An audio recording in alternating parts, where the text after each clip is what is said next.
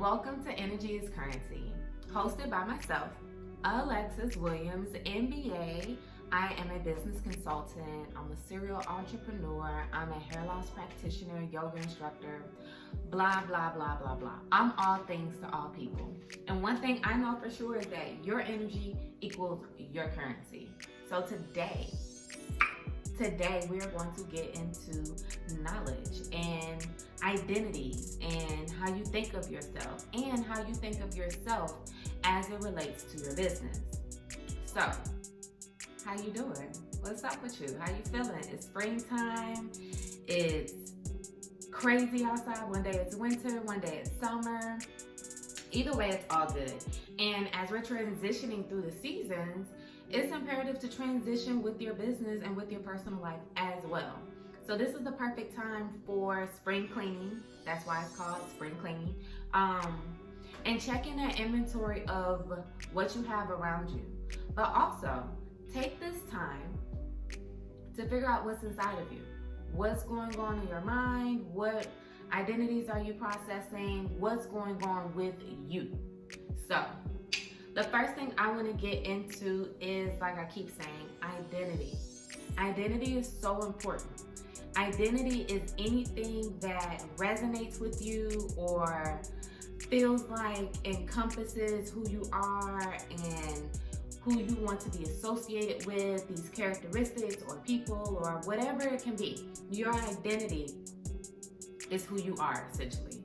And it's important to have a strong identity as an entrepreneur and a business owner. And it's way more important for your business to also have an identity. So, how do we shape our identities? What is an identity? How do you even get to an identity, right? So think of the phrase, I think, therefore I am, okay? So anything after I am is your identity. So essentially, how I introduce myself, I am Alexis Williams, that's one identity. MBA, that's another one. Business consultant, that's another identity. What else did I say? Yoga instructor, additional identity. Hair loss practitioner, additional identities, right? So I have at least 5 identities that I gave you off rip, because these are things that I want to be associated with. These are things that I want people to know me as. When they think of hair loss, I want them to think of Lexi. I want to be synonymous with certain phrases. When you think of trap yoga, I also want you to think of Alexis Williams, because it's the same thing essentially. So, take this time out, take a few seconds, pause the recording, pause whatever you're listening to, and think about your identity. Who are you? When you introduce yourself, what are the first few things that you spit out, okay? I'm not Dora the Explorer, so I'm not gonna pause and stare into the screen and say, okay, good, hopefully you did it. Hopefully it worked, hopefully you feel really excited about your identity, right?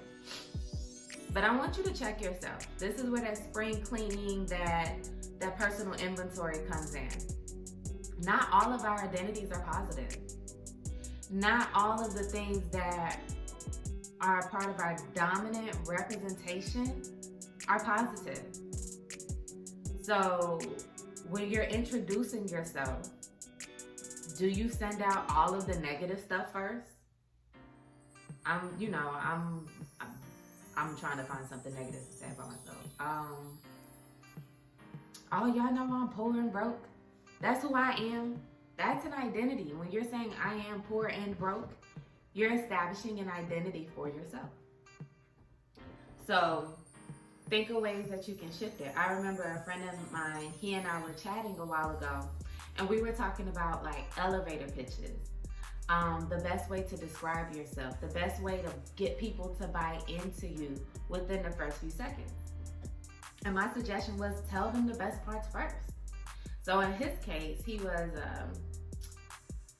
a seasoned veteran. What else did this guy do? He was so dope. He was such a cool friend. He still is a good friend. He talked about being a general contractor. He was world travel, culture, spoke multiple languages, did this, did that. He had all of these great life achievements. And when he would introduce himself, he would start off with, oh, you know, I'm from St. Louis and I didn't go to college. And it's like, okay, so Tell me the best parts of you. And in that case, it was like, okay, let's flip this.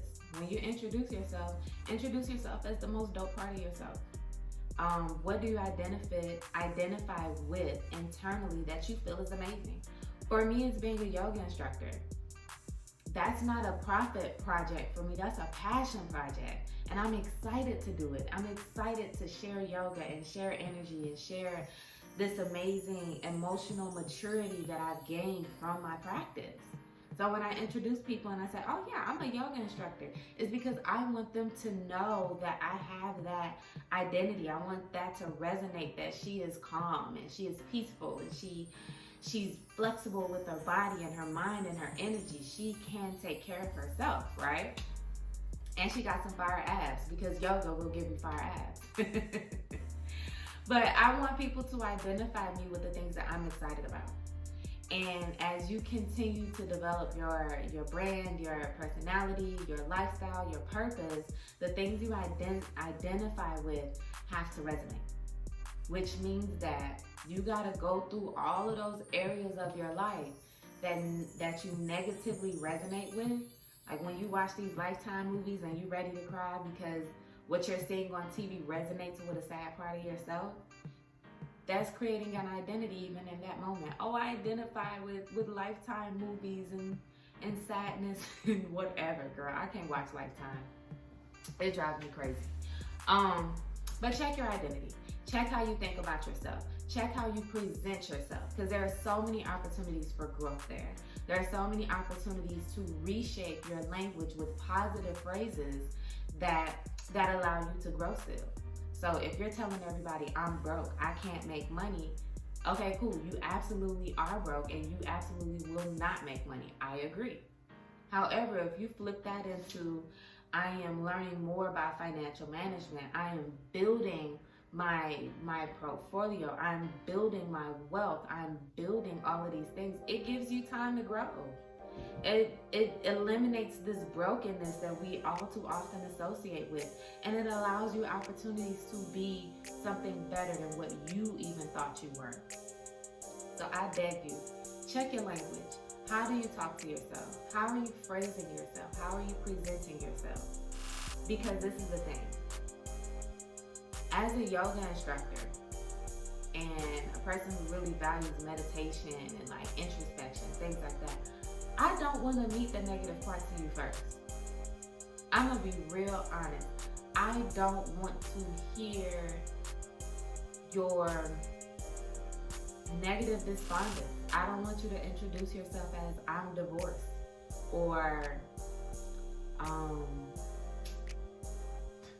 somebody introduced themselves and was telling me how they got robbed before, or you know, how everybody takes stuff from them and how everybody uses them and how they're this and how they're that. And essentially it's just a victim mentality. And I can't help you fix that. You gotta fix that on your own. You have to decide how much longer you are going to identify as a victim, where you're presenting information as though someone had more power, more control, and more effort over your life than you do.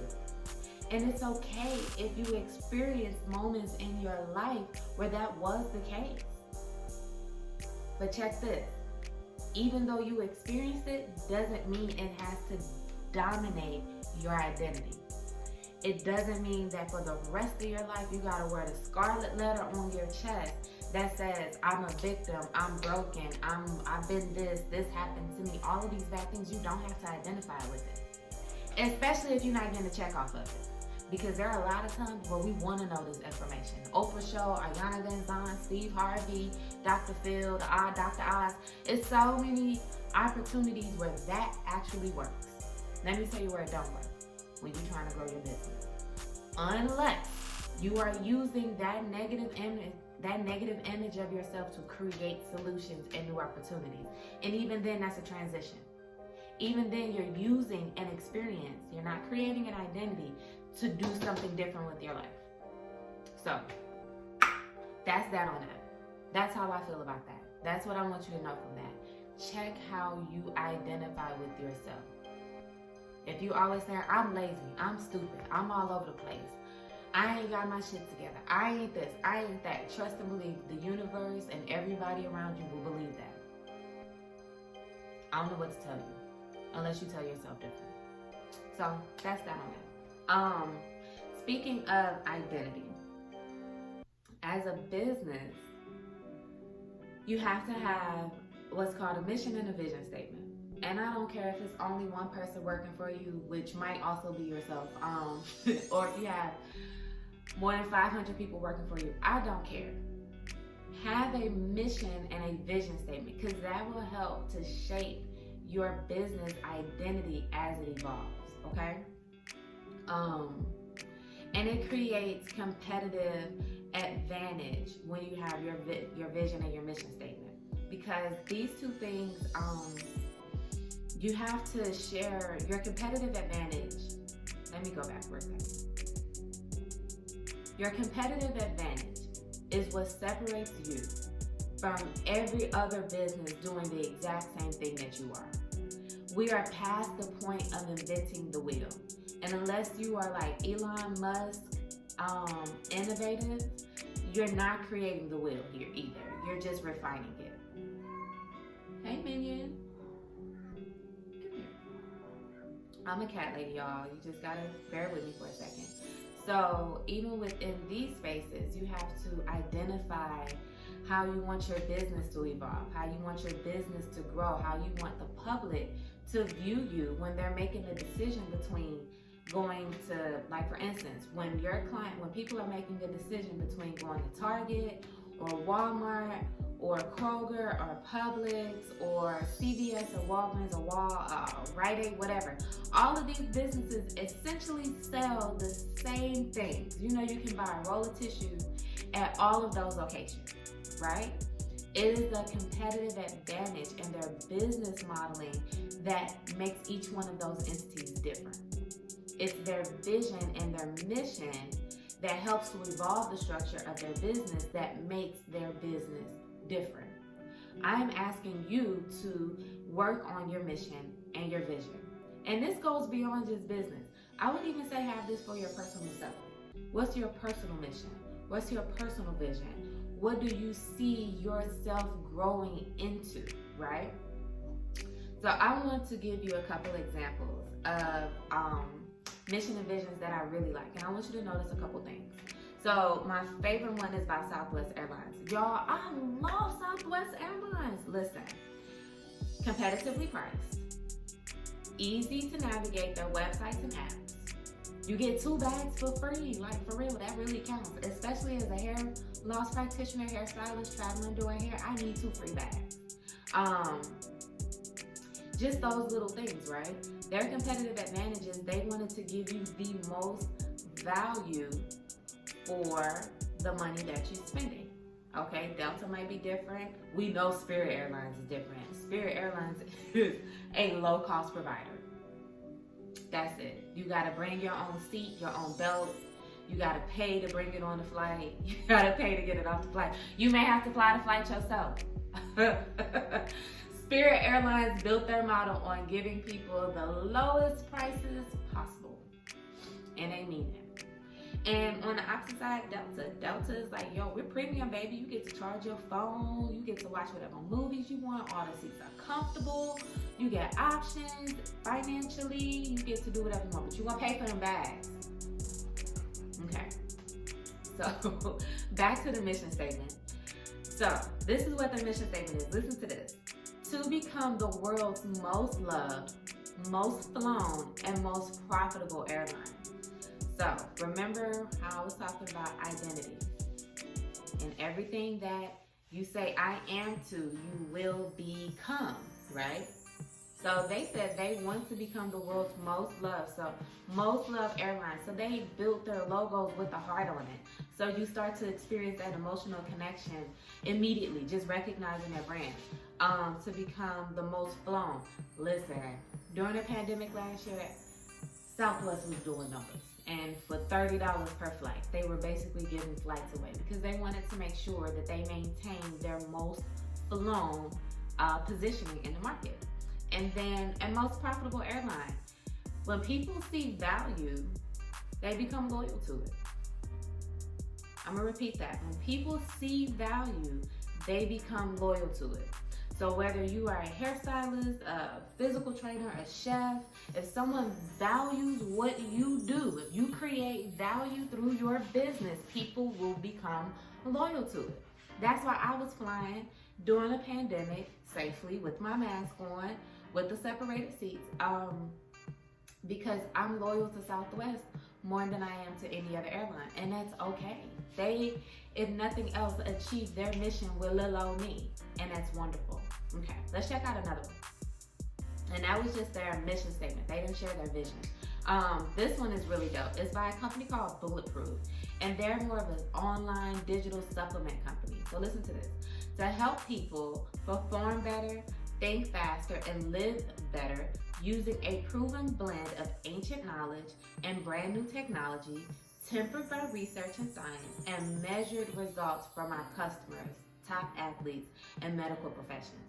When I tell you they were so specific in what they want for their business, oh my God, I loved it. And the reason why I love it so much is because not only did they tell you why they're in business, to help people perform, think, and live better, they're telling you how they're doing it with ancient knowledge, brand new technologies, research, and science, measure results from their constituents.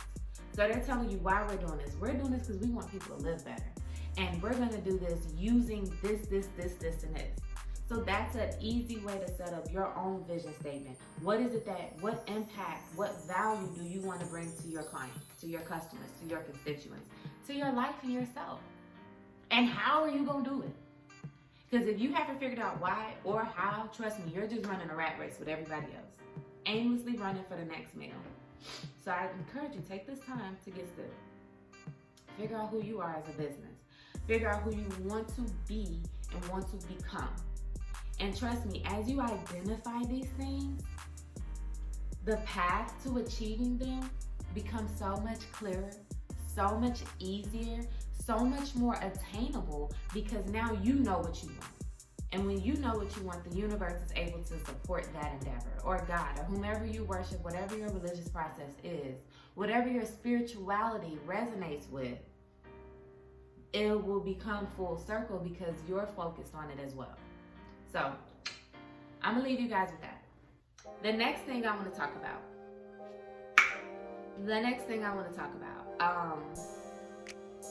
Is being most things to most people. Okay? So the original Bible reference came from, where did that come from? I think it's 1 Corinthians something, right?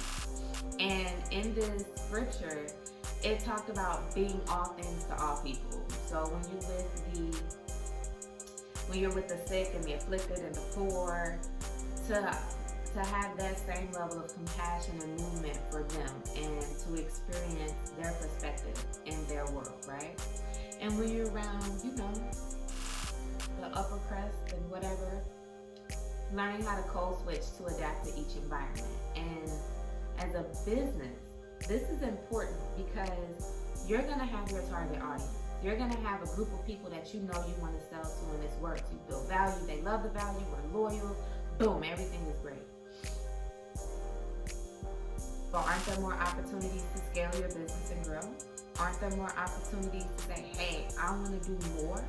Aren't there more opportunities to produce more products, to create more profits, to establish more market share, more dominance in the market, right? So I want you to think about the concept of being most things to most people. The first example I have with this is Gillette. So Gillette has been around since the turn of the 20th century. They opened in 1901, right? And their goal was to sell safety razors to men to maintain, turn of the century grooming options, the handlebar mustaches, the really cool sideburns, all of that. How can we manage this at home outside of the supervision of your barber who would do your shaving and things like that with the straight razor? How can we make shaving safer, okay? And it worked wonderfully. Gillette did well. for their male audience. But wait, there's still a whole nother gender of people that haven't been addressed. So what did Gillette do? Change their razors to become more feminine and attracted the women's audience. And it was so unnecessary. But the way marketing works, it makes you believe there is value in doing something different. So where women weren't necessarily shaving or grooming or landscaping, if you will, they made it more marketable to be a less hairy woman. And how do you achieve less hair on your body? With Gillette razors. We created a problem, and now we also have the solution. And for Gillette, they created a problem so that they could gain another audience and create more profits. And honey, it is 2021. Folks are still buying Gillette razors. I encourage you, love on your target audience. Give them everything that they need. Once that is up and running, that is a smooth flowing transition. Open the doors to another audience. Create more value for more people. Be most things to most people. I'll give you another example. Gap. Everybody knows Gap. And Gap is getting a lot of attention. I'm going to tell you why shortly. But Gap started off just selling Levi's denim. They were pulling up this business model where up against Macy's, who had limited supply and limited inventory turnover, right? Gap says we will always have Levi denim jeans at any size and any style for every price, always available to customers. Come shop at the Gap. And it worked. Gap was successful for so long. And guess what? They kept building into the 1980s. And in 1983, they bought up Banana Republic. Who knew that Gap and Banana Republic were part of the same brand? Did we need to know that? No, because there are two different target audiences for Gap and Banana Republic. So remember earlier when I was talking about Southwest Airlines and Delta and Spirit Airlines, they're all airlines, but they're addressing different customer points and reason for purchasing, right? The Gap did the same thing. So in 1983, they brought on Banana Republic. This was their higher end, more chic, more posh brand aimed at a higher price point for a different customer base. So your Gap was for your everyday people. We just need sturdy clothes that won't go bad, that'll last us. And Banana Republic says we are our upper crust, Pinkies out brand, right? But they didn't stop there. Gap didn't stop there. In 1994, they brought on Old Navy. Old Navy was their bargain basement brand where you can come and get cheap t-shirts. You can get a lot of items for a limited amount of money. You can shop cool logos. It was trendy, fun things that may or may not stay in trend very long, right? Which is fine. I loved growing up with Old Navy. It was fun. However, Old Navy does not appeal to Gap's customers, and they don't appeal to Banana Republic's customers because they are meant to be the lower cost version for that brand. So their Old Navy and Spirit will be under the low cost providers for services, whether it's airplanes or clothing, right? So whereas Gillette went and expanded their thought process and their business to multiple genders, Gap expanded their businesses to multiple layers of services, all within one company. So I encourage you, how can you take that same approach into your business? Especially in the hair industry. Everything is, not just in the hair industry, but in a lot of industries. I want to make it more broad. In a lot of industries, there's, from the service provider or from the entrepreneur's perspective, it is more profitable to go for the big numbers. I only do $500 services. I only do high-end services. I only do this. I only do that. I only do this, right? But that leaves so much money in the universe to be made by people who said, okay, well, I don't do high-end, maybe I do value-based. So the customers who can't be regular because their money isn't always as, my money don't stretch that far. You may have to deal with people, there may be the value-based people are like, all right, so maybe I don't have $800 to spend on the service, maybe I have $5, and I want to go for the most value for the bang for my buck, okay? And maybe you have people who are like, I can only do $200 services, and I'm literally just throwing numbers out, where they would be your lower end. How can you build your business to accommodate your target audience, your high-end customers, and allow for value-based opportunities for people who would like to still participate in your business, but can't identify with it because of either price or value or opportunities? Who knows? So I encourage you to look at your business, do this inventory. You identify as a high-cost provider. How can you evolve to be maximizing profits no matter what part of the market that you're located in? So think about it that way. Maybe you have packages that are deluxe packages and basic packages and mid-tier. A lot of people offer stuff like silver, gold, and platinum packages, and allow people to have different price ranges and price tiers where multiple people can participate in your business. And that's that on that. Think about different ways of expanding your business. Like, for instance, I'll give you a personal example. My favorite service to do is custom units. I love to create a nice wig for someone. You can wear it as much as you want to. You can wear it as little as you want to. It is instant gratification. Okay, well, what if you can't afford let me start over. So, my base price is at $300. This means you get just hair on a unit, and you come in, you style it, and you wear it. There's no coloring, there's no texture, there's no extra length, there's no boom, right? Now, if you want that super high end, I want to look like Beyonce tomorrow, that is not $300. And that is okay. Now, finding packages and creating packages and different offerings for your clients, you want to accommodate the base price and the most profitable opportunities that you can create, and find the value in the middle. What can I do that has this much value for this much price? Think about different opportunities of servicing your business. And this just requires thinking outside of the box, doing inventory, doing your research. Oh my God, please do competitive research. Your competitors are finding solutions that you don't even realize there was a problem ahead of time. Start doing your research. Start collaborating with other businesses and seeing like, how can I add more value to my brand? How can I expand my audience using the products and services that I have? How can I maximize my profits and whatnot? Just start to think outside the box and do your research.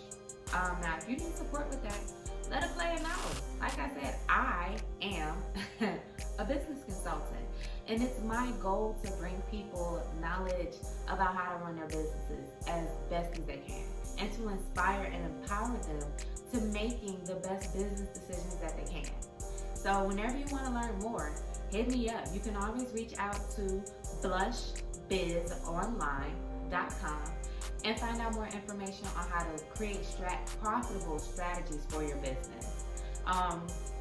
Again, I'm Lexi. Y'all know who I am. We've gone over this identity 1,000 times.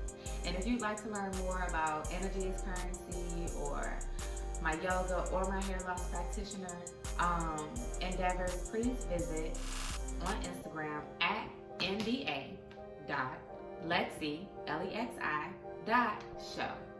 And that way you can get to know me and get to know brands and whatnot, and how you can support yourself.